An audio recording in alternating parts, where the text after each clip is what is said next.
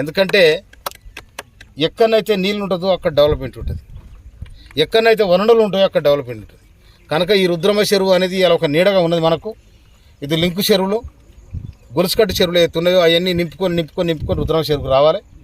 తర్వాత ఈ రుద్రమ చెరువు అలుగుపోతున్నప్పుడు కేశవపురం కాడ ఈ ఒక బ్రిడ్జ్ కూడా శాంక్షన్ కోసం నేను లెటర్ పెట్టడం జరిగింది. అదేవిధంగా సంఘం కాడ కూడా సంఘం దగ్గర కూడా ఒక బ్రిడ్జి ఇదే అలుగు మీద సంఘం దగ్గర కూడా నేను దాని ప్రపోజల్ పెట్టడం జరిగింది. అది కూడా తొందరగా అవుతుంది. కనుక ఈ ప్రాజెక్టు అనేది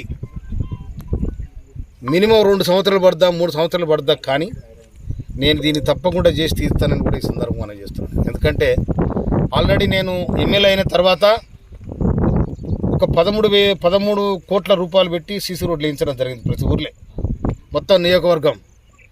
అదేవిధంగా జూనియర్ కాలేజ్ తొందరలో స్టార్ట్ చేస్తాం ఇక్కడ తిరుమలగిరిలో.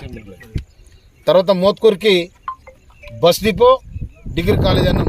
ఆల్రెడీ బస్ డిపో వాళ్ళు డిపార్ట్మెంట్ వచ్చింది సర్వే చేస్తూ ఉంది. బస్ డిపోకు ఏది మోత్కూరు సర్వే చేస్తూ ఉన్నారు. కనుక ఒకటొక్కటి ఎందుకంటే ఈ ప్రాంతం దాదాపుగా నేను 22 సంవత్సరాలుగా ఈ ప్రాంతానికి నేను చాలా సుపరిస్థితిని. ఏ ఊర్లో ఏముంది, ఏ ఊర్లో ఏ అవసరం ఉంది, దారి ఎక్కడ ఉంది, బాటలు ఎక్కడున్నాయి.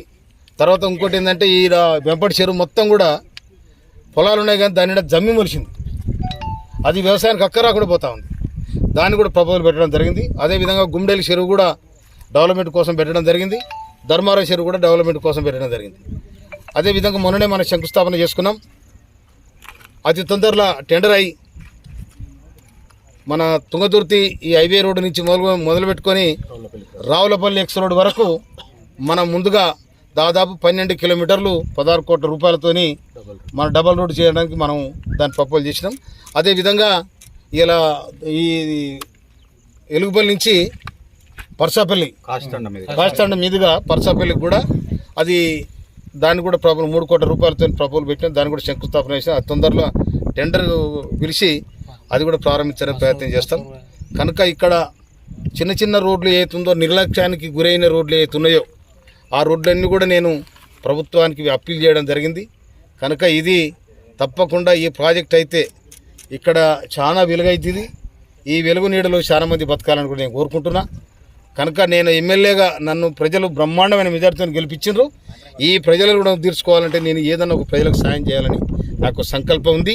కనుక మీరందరూ కూడా సహకరించాలని చెప్పి తప్పకుండా అవసరం అనుకుంటే నేను ఏం చేయాలో ఇలా గవర్నమెంట్ కూడా సంకల్పించింది. ప్రతి మండలంలో జూనియర్ కాలేజీ, ప్రతి నియోజకవర్గ కేంద్రంలో డిగ్రీ కాలేజీ పెట్టాలని కూడా ఉన్నది. నేను మళ్ళీ అవసరం కూడా రేపు అసెంబ్లీలో కూడా దీని ప్రస్తావన తీసుకొచ్చి తుంగతుర్తిలో డిగ్రీ కాలేజ్ పెట్టాలని కూడా మనము ప్రపోజ్ చేస్తాం.